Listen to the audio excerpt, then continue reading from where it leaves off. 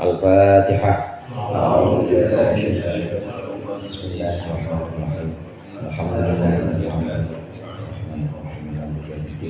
Iyyaka na'budu wa iyyaka nasta'in.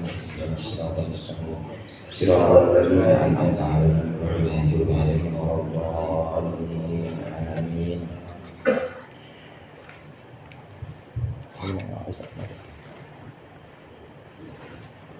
Jemput. Bismillah, walhamdulillah, wassalatu wassalamu ala sayyidina Muhammadir Rasulillah wa ala alihi wa ashabihi wa man tabi'ahu wa jama'atah wa la hawla wa la quwwata illa billah. Amma ba'du. Segenap jamaah musalla al-jihad yang dimuliakan ya Allah, pengurus majelis ta'lim, para ustaz, para hujjah, segenap tokoh masyarakat dan seluruh hadirin yang berbahagia. Alhamdulillah, malam hari ini kita lanjutkan kembali pengajian kitab Sulamut Taufiq, kitab yang membahas, diantaranya membahas tentang kewajiban-kewajiban syariat yang bentuknya ibadah badaniyah dan juga kewajiban-kewajiban syariat yang bentuknya ibadah qalbiyah. Jamaah rahimakumullah, pembahasan-pembahasan yang lalu kita sudah berbicara tentang kewajiban seseorang terhadap orang lain dalam hal rumah tangga, kewajiban seorang suami terhadap istri dan kewajiban seorang istri terhadap suaminya, sudah kita bahas. Kemudian kewajiban seorang mukmin dalam hubungannya dengan muamalah, yaitu pekerjaan dia sebagai pedagang ataukah dia sebagai seorang pekerja, maka harus mengenal, mengetahui mana yang halal, mana yang haram, mana yang boleh dia perlakukan dan mana yang harus dia jauhkan. Ini semua adalah ibadah-ibadah badaniyah. Kalau kita memberikan nafkah atau memberikan belanja kepada istri, itu ibadah badan apa ibadah hati tuh? Bapak, ngasih duit belanja, ngasih duit belanja, ya sehari bangsa 500.000. Itu ibadah hati apa ibadah badan tuh? Badan. Oh, hati dongkol. Ibadah badan. Terus kita sholat juga ibadah badan juga, gerakan-gerakan sholat ibadah badan. Walaupun memang ada hati di sini harus benar-benar meyakini dan juga menghayati apa yang kita baca betul. Tapi bentuk-bentuknya adalah ibadah badan. Pada pembahasan berikut ini di halaman 66 itu pengarang membicarakan tentang kewajiban setiap mukmin. Maksudnya kewajiban di sini adalah kewajiban yang bentuknya ibadah qalbiyah atau ibadah yang hati sifatnya, ibadah yang sifatnya ibadah dalam hati kita atau kondisi-kondisi hati kita. Maka berkata musannif di situ, Bismillahirrahmanirrahim. Qala al-musannif rahimahullah wa nafa'ana bihi wa bi ulumihi wa bi barakatihi fid dharain amin. Minal wajibatil qalbiyati al-imanu billah wa ma ja'a 'anillah. Termasuk sebagian dari kewajiban-kewajiban hati yang oleh kita sebagai seorang mukmin harus dilaksanakan. Al-imanu billah adalah iman kepada Allah, wa bima ja'a 'anillah, dan iman kepada apa yang datang dari Allah. Termasuk ibadah hati itu adalah iman kepada Allah dan juga iman kepada apa-apa yang Allah wahyukan, apa-apa yang Allah perintahkan kepada kita. Iman itu ibadah hati, saudara. Kalau sholat tadi saya katakan berdirinya, rukuknya, duduk dan sujudnya sampai duduk tasyahud akhir itu bentuknya bentuk badan semua, maka saya sebut ibadah badan sholat itu. Dalam pembahasan seperti rukun iman itu yang pertama syahadat. Syahadat kan yang mengucap lisan. Lisan itu anggota badan, anggota organ-organ badan. Lisan kan lidah tidak bertulang, itu maksudnya lisan tuh lisan lidah. Kemudian sholat, ibadah badan juga. Kemudian setelah sholat, rukun Islam yang berikutnya apa? Syahadat, sholat, terus zakat atau puasa dulu? Ada yang zakat, ada yang puasa. Kalau ulama yang menggolongkan ibadah dalam rukun Islam, pertama syahadat, kedua sholat, kemudian yang ketiga puasa, maka ulama ini menggolongkan ibadah badan dulu. Syahadat badan, ibadah badan. Kemudian sholat masih ibadah badan. Termasuk puasa ibadah badan. Nah setelah itu baru zakat. Zakat ibadah mal atau ibadah yang sifatnya harta. Bukan badan yang dikeluarkan tapi harta yang dikorbankan. Nah setelah itu baru haji. Haji itu menggabungkan antara ibadah badan dengan ibadah harta. Karena badan doang sehat, duitnya orang, duitnya kagak, apakah bisa berangkat haji? Atau duitnya banyak, tapi stroke, bisa berangkat haji ya Pak? Enggak, maka menggabungkan haji itu antara ibadah badan dengan ibadah harta. Nah pembagian yang tadi saya sebutkan, syahadat, rukun Islam itu pertama syahadat, kemudian sholat, ketiga puasa, ini menggolongkan ibadah badan dulu. Nah baru setelah itu ada ibadah harta. Berikut ini adalah ibadah hati. Ibadah hati ini bukan dalam rukun Islam. Ibadah hati ini adanya dalam rukun iman. Yang pertama, ibadah hati adalah iman kepada Allah dan kepada apa yang disampaikan oleh Allah. Jamaah rahimakumullah, rukun iman yang kita tahu pertama kan iman kepada Allah. Yang kedua iman kepada malaikat-malaikat Allah, sampai yang terakhir iman kepada qada dan qadar. Itu semua nanti ada pembahasannya di sini. Ada pembahasannya dalam bab kewajiban yang harus ditunaikan oleh orang mukmin sebagai ibadah hati atau kewajiban hati. Yang pertama iman kepada Allah dan seterusnya nanti akan kita bahas. Iman kepada Allah dan rangkaian-rangkaian rukun iman yang ada kita kenal dalam 6 rukun iman ini. Pertama yang penting kita mengenal 4 prinsip. Bahwasannya bi'annallaha, bahwasannya sesungguhnya Allah itu wahidun la taniyalahu. Pertama, Allah itu esa dan tidak ada yang kedua. Maksudnya benar-benar Allah itu maha esa, nggak ada yang kedua. Apalagi ketiga, keempat dan kelima nggak ada. Pertama, rukun iman itu kita harus meyakini bahwa Allah itu satu dan tidak ada duanya. Kemudian yang kedua, meyakini bahwa Allah itu qadirun la ajza lahu. Allah itu maha kuasa dan sama sekali Allah tidak lemah. Sama sekali Allah itu tidak apes atau tidak sial dan tidak terkena kekurangan. Kita harus yakin bahwa Allah itu maha kuasa dan Allah tidak lemah. Kemudian selain itu, yang disebut dengan iman kepada Allah, hati kita harus benar-benar iman kepada Allah, bahwasannya Allah itu alimun la jahla lahu. Allah itu maha mengetahui dan tidak ada sesuatu yang tidak Allah ketahui. Semuanya, mulai dari gerak-gerak badan kita, langkah kita, ini ketahuan, dicatat sama Allah. Allah mengetahui kita dari rumah kemudian belok sini masuk ke musola, ini Allah tahu langkah kita, gerakan sholat kita juga Allah tahu. Bukan cuma itu, yang paling sembunyi, yang paling tersamar dalam bagian diri kita, hati misalnya, itu Allah tahu juga. Niat kita datang ke majelis taklim Allah tahu. Kemudian motivasi kita memberikan nafkah kepada yatim Allah tahu. Apa nafkahin yatimnya, apa nafkahin ibunya misalnya. Ya, kali ibunya yang dinafkahin. Nah itu semua motivasi niat yang sifatnya sangat samar Allah tahu. Iman kepada Allah maksudnya iman bahwasannya Allah itu wahidun la taniyahu. Allah esa, tidak ada yang kedua. Kemudian alimun, Allah maha mengetahui, la jahlahu. Allah tidak ada yang samar bagi Allah, tidak ada yang tersembunyi bagi Allah. Semuanya terang jelas dan Allah mengetahui.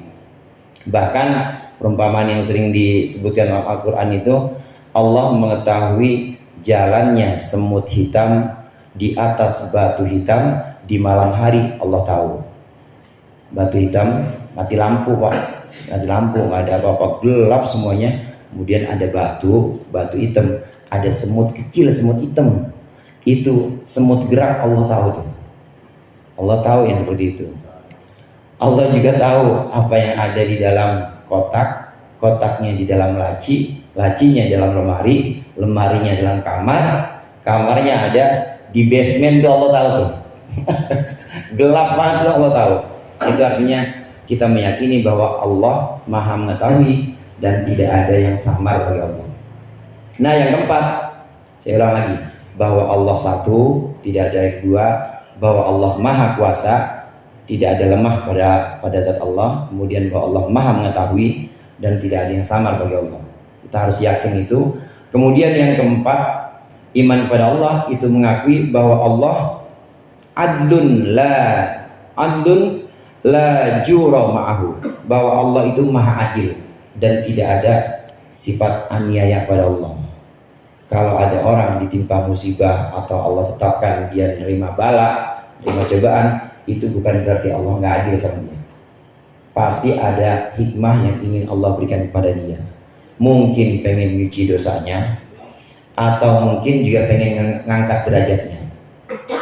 Orang mukmin, saudara, kalau ditimpakan bala, ditimpakan musibah, bencana, kebakaran misalnya, ada gempa, banjir, atau ditimpa kehilangan nyawa, ya banyak korban jiwa, sedih, merasa sedih, itu semua orang-orang yang menerima bala atau bencana kemungkinannya dua. Pertama, Allah sedang cuci dosa-dosanya.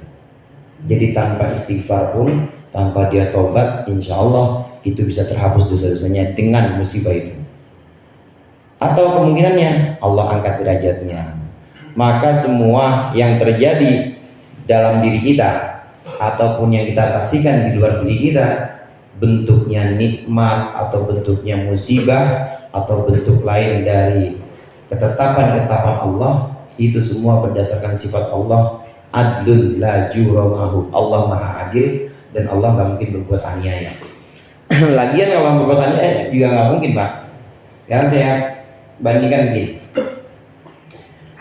Tadi mungkin ada pertanyaan dari benak orang, kalau Allah adil, kenapa orang muslim sholat tapi miskin aja? Ya miskin aja, emang urat miskin kali ya.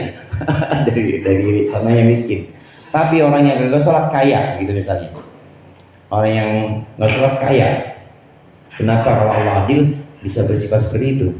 Karena yang namanya adil itu adalah meletakkan sesuatu pada tempatnya. Sekarang saya tanya, orang kafir itu kepunyaan siapa? Miliknya siapa? Miliknya Allah. Orang muslim miliknya siapa? Miliknya Allah. Sekarang ini air ya, air saya. Udah buat saya, Pak? Nih, air. Buat saya misalnya ya. Buat saya ya. Ini air. Ini satu sama-sama nih, air punya saya. Ini saya buang, saya buat siram tanaman boleh. Yang ini saya minum juga boleh. Itu kan serah-serah saya, suka-suka saya, karena semua milik saya. Begitu juga takdir yang Allah tetapkan kepada hamba-hambanya, kepada manusia, itu semua terserah Allah dan tidak ada sifat aniaya, tidak ada sifat zalim di situ, karena memang milik Allah. Kita punya sapi atau punya ayam, ya Pak Doyo atau punya ayam misalnya, itu kan terserah kita. Itu ayam mau kita piara sampai batas umurnya berapa nanti terserah, buat senang-senangan anak kita atau cucu main-mainan, atau kita potong baru 2 tahun kita potong, kan terserah kita. Apa terus Pak Doyo yang punya ayam bilang ini masih kecil dipotong, zolim Pak, bapak zolim, masih kecil, kasihan masa depan ayam ini, misalnya begitu kan? Enggak. Maka tetap yang Allah perlakukan kepada manusia, kepada makhluk-makhluknya, itu berdasarkan sifat adilnya Allah. Allah itu adil. Jadi iman kepada Allah ini adalah ibadah hati. Iman kepada Allah ini meliputi bahwa kita iman, kita yakin bahwa Allah satu, tidak ada duanya, bahwa Allah maha kuasa, tidak ada lemahnya, bahwa Allah maha mengetahui, tidak ada yang samar dalam pengetahuan Allah, dan bahwa Allah itu maha adil, tidak ada sifat zalim dalam keputusan-keputusan Allah. Harus diyakini. Sehingga saat terjadi musibah atau saat terjadi nikmat, kalau kita diberikan nikmat, maka langsung kita kembalikan kepada Allah, karena Allah itu punya sifat-sifat sempurna. Ini yang pertama, kewajiban hati kita harus iman kepada Allah, harus beriman kepada Allah. Kemudian Wa bima jaa anillah, dan terhadap apa yang datang dari Allah. Maksudnya perintah-perintah Allah. Wa bima jaa anillah, dan terhadap apa yang datang dari Allah berupa perintah-perintahnya, perintah sholat, perintah puasa, Ramadan. Itu kita harus mengimani dan melaksanakannya. Yang berikutnya wal imanu bi Rasulillah, dan iman kepada Rasulullah sallallahu alaihi wasallam. Wa bima jaa an Rasulillah, dan iman kepada apa yang datang dari Rasulullah sallallahu alaihi wasallam, perintah-perintah Rasulullah. Rasulullah perintahkan kita supaya kita sholat, sebelum sholat kita wudu. Wudu itu sebagai syarat bagi sholat. Tanpa wudu maka tidak akan sah sholatnya, maka kita ngikutin perintah Rasul. Itu namanya iman kepada Rasul, dan juga iman kepada yang dibawa oleh Rasulullah sallallahu alaihi wasallam. Allah berfirman, wa ma atakumur rasulu fakhuduhu wa ma nahakum anhu fantahu. Apa yang dibawa oleh Rasulullah maka hendaklah kita laksanakan, dan apa yang dilarang oleh Rasulullah maka hendaklah kita tinggalkan. Ini udah harga yang tidak bisa ditawar-tawar. Yang disuruh atau yang diperintahkan oleh Rasulullah wajib kita laksanakan, yang dilarang oleh Rasulullah wajib kita tinggalkan. Iman kepada Rasulullah itu artinya demikian, harus melaksanakan apa perintah Rasulullah dan harus meninggalkan apa yang dilarang oleh Rasulullah. Wal yaqinu, dan yakin. Wal ikhlasu, dan ikhlas. Wal yaqinu, dan yakin. Wal ikhlasu, dan ikhlas. Wa huwa al amalullah wahdah. Yang dimaksud dengan itu adalah al amal lillahi wahdah, melakukan amal, melakukan perbuatan karena Allah saja. Yang melakukan amal, perbuatan karena Allah saja. Ini dalam kitab Sulamut Taufik disebutkan redaksinya atau kata-katanya, wat tasdiqu wal yaqinu wal ikhlas, membenarkan, wal yaqinu, dan yakin, wal ikhlasu, dan ikhlas. Wa huwa, yang dimaksud dengan ikhlas, al amalu lillahi wahdah, yaitu melakukan amal atau perbuatan karena Allah saja. Sebenarnya melakukan amal atau melakukan perbuatan hanya karena Allah saja, itu pengertian dari ikhlas, bukan pengertian dari yakin. Ya, pengertian dari ikhlas bukan pengertian dari yakin. Kalau di kitab saya pengertian dari yakin, al amalu billahi wahda. Ini kalau di kitab yang saya pegang. Tapi di kitab yang dipegang oleh teman-teman betul deh urutannya. Halaman 66, sama-sama kita lihat. Urutan ini betul nggak? Wat tasdiqu wal yaqinu wal ikhlasu wa huwa al amalu lillahi wahdah. Begitu ya? Iya. Nah, kalau di kitab saya agak beda. Wat tasdiqu wal ikhlasu wal yaqinu wa huwa al amalu lillah. Jadi sekarang pembahasannya kita mulai dari at-tasdiq. Ya, at-tasdiq itu artinya membenarkan bahwa Allah Tuhan kita, bahwa Nabi Muhammad itu adalah nabi dan rasul yang Allah utus untuk kita. Bagaimana tasdik? Tasdik dengan lisan atau pembenaran dengan lisan itu perlu ikrar. Ikrar kita apa? Raditu billahi robba wa bil islami dina wa bi Muhammadin nabiyya wa rasulah. Mulut kita bilang gitu, hati kita harus ikrar juga. Dalam hati harus kita hayati, aku ridho, aku senang Allah sebagai Tuhanku, aku senang Islam sebagai agamaku, aku senang Nabi Muhammad sebagai nabi dan utusanku. Waktu kita bilang raditu billahi robba, hati kita harus begitu, senang, ridho, kita nerima betul bahwa Islam sebagai agama kita, bahwa Nabi Muhammad sebagai nabi kita, dan bahwa Allah sebagai Tuhan kita. Ini namanya tasdik. Tasdik ini termasuk ibadah hati, pembenaran dalam hati. Buktinya lewat lisan, lewat kata-kata raditu billahi robba. Kemudian ikhlas, yakin dulu. Kemudian yakin. Apa itu yakin? Yang dimaksud dengan yakin itu adalah keyakinan kita, atau penjelasan di sini saya bacakan. Yang dimaksud dengan yakin, yakinan di sini adalah mana tadi itu syarahnya. ayya'taqida biqalbihi dinal Islam i'tiqadan jaziman khaliyan minasyukuki man nutqi bisyahadatain.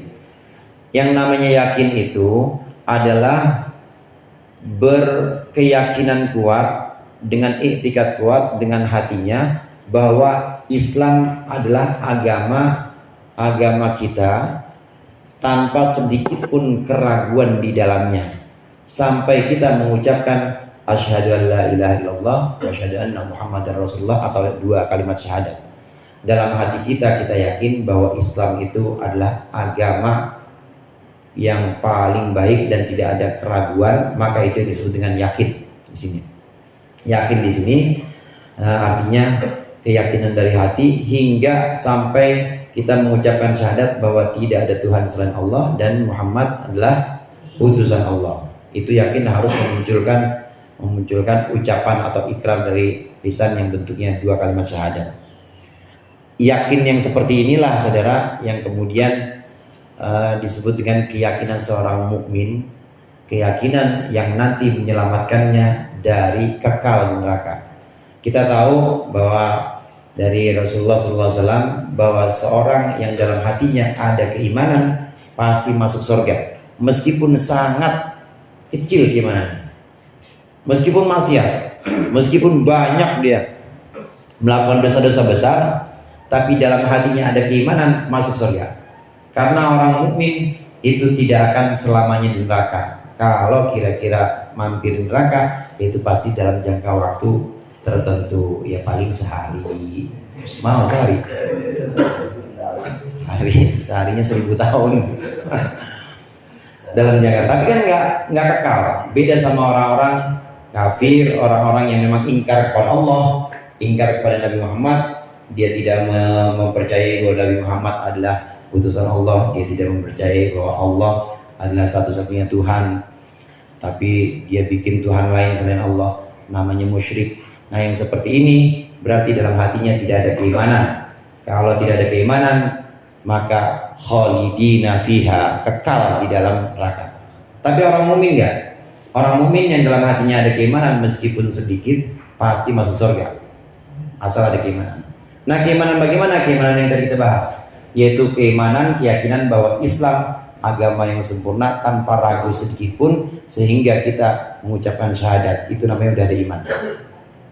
Kalau kita pikirkan hadirin, memang perbandingannya ini buat kalangan kita sebagai orang muslim, buat kalangan kita sebagai orang Islam, memang agama yang membentuk kita dengan sempurna itu Islam. Agama-agama lain ya ada ajaran berbaik sangka kepada orang, berbaik sangka kepada Tuhan ada. Ajaran sabar ada nggak di agama lain? Ada pasti. Bakti sama orang tua ada. Ajaran kebersihan ada. Tapi Islam bukan hanya membentuk itu melalui latihan-latihan hati, bukan. Tapi Islam membentuk juga dengan gerakan-gerakan badan. Gimana cara kita itu musafahah atau bersalaman. Gimana cara kita masuk kamar mandi, kaki kiri dulu, keluar kamar mandi, kaki kanan dulu.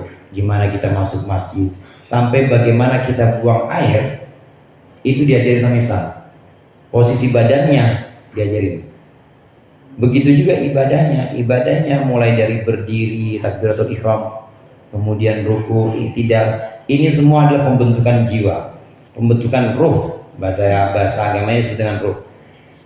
Roh kita, rohani kita ini dibentuk dengan berbagai macam tuntunan-tuntunan dalam Islam.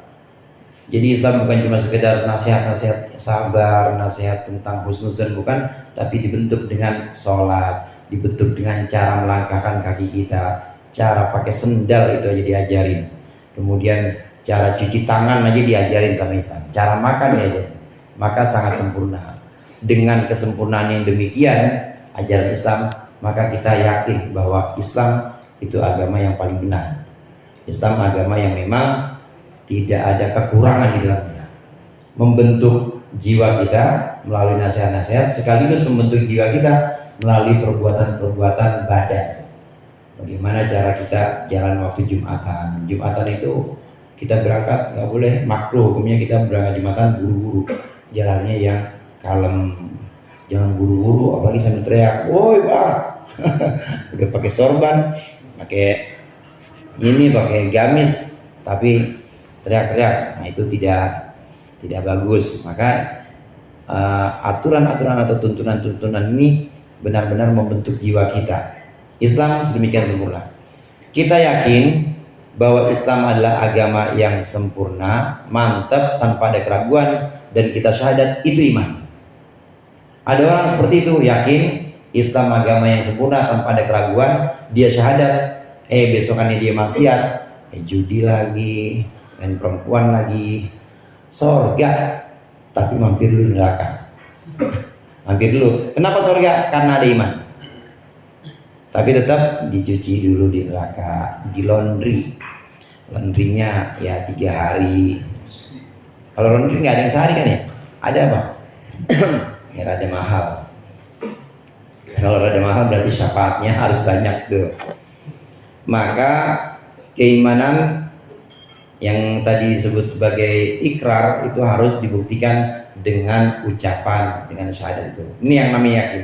Kemudian termasuk perbuatan atau ibadah hati itu adalah ikhlas. Ikhlas sebagaimana dikatakan oleh seorang ulama namanya Fudail bin Iyad. Ikhlas itu al-amalu lillahi wahdah. Ikhlas itu adalah melakukan segala sesuatu hanya karena Allah Ta'ala. Itu yang namanya ikhlas. Melakukan sesuatu cuma karena Allah, bukan karena selain Allah. Ini bagus nih kata-katanya. Imam Fudail bin Iyad mengatakan bahwa tarkul amali li ajlin nas riya'un, wal amalu li ajlihim syirkun, wal ikhlasu ayyu'afiyakallahu minhuma. Maksudnya bagaimana?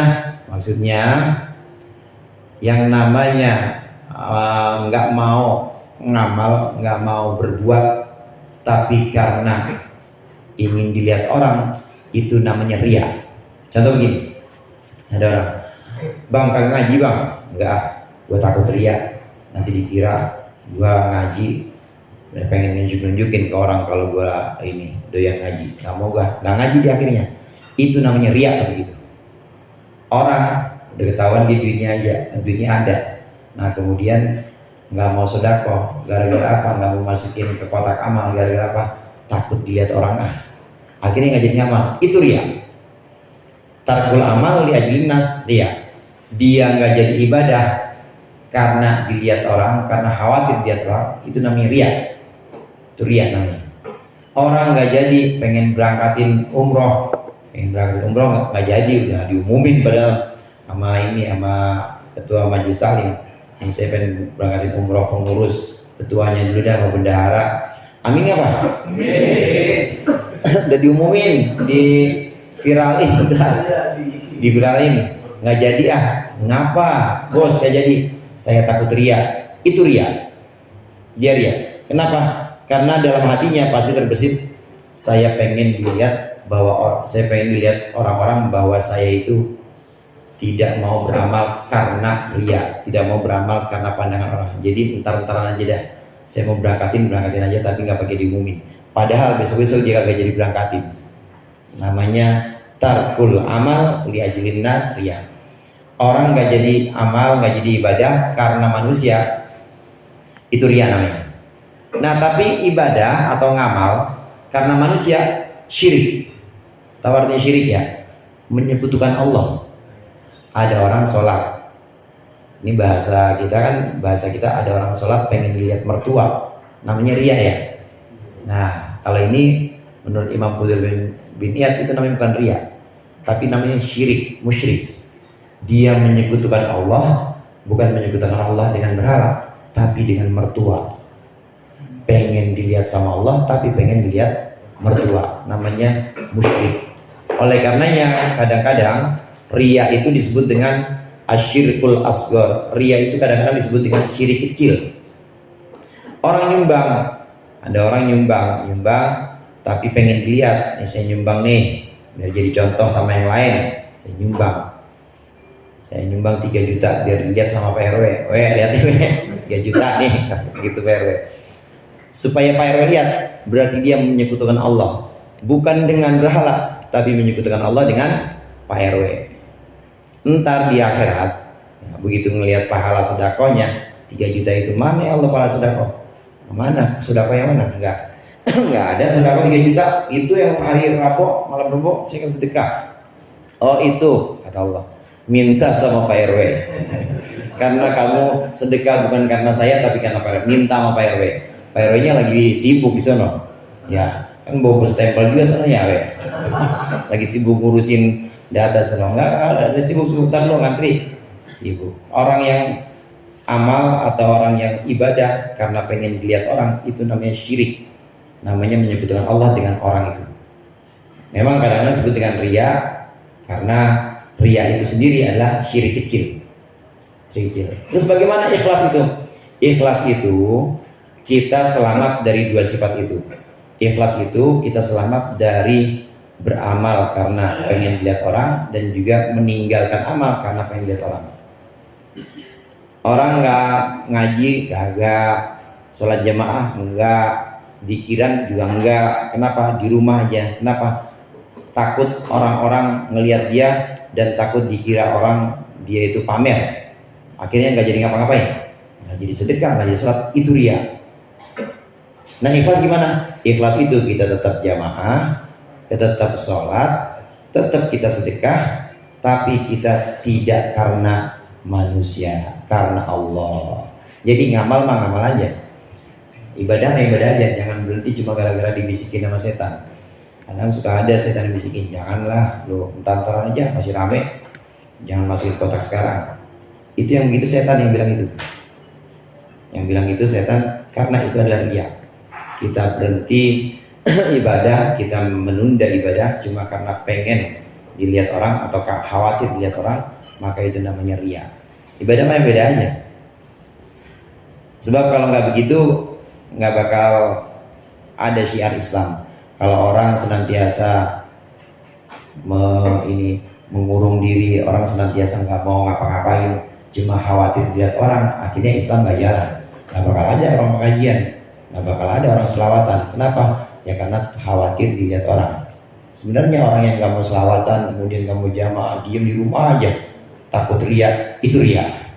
Dia pengen orang-orang melihat dia, nih gua nih nggak mau kemana-mana, gua mah di rumah aja, terjaga dari riya. Dalam hatinya ada keinginan itu.